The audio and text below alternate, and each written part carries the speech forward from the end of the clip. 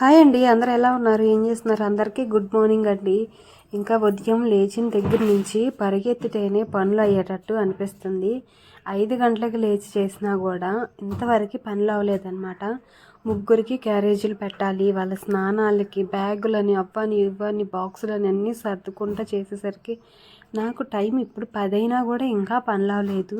బోల్డ్ అన్ని గిన్నెలు, బట్టలు, ఇంకా పిల్లల్ని రెడీ చేయటం ఇవే సరిపోతున్నాయి. నాకైతే మిషన్ దగ్గర వర్క్ వేరే ఉంది. ఇంకా ఈ వర్క్ అయిపోయినాక ఆ పని అయిపోయిన తర్వాత ఈ పని, ఇవే సరిపోతున్నాయి.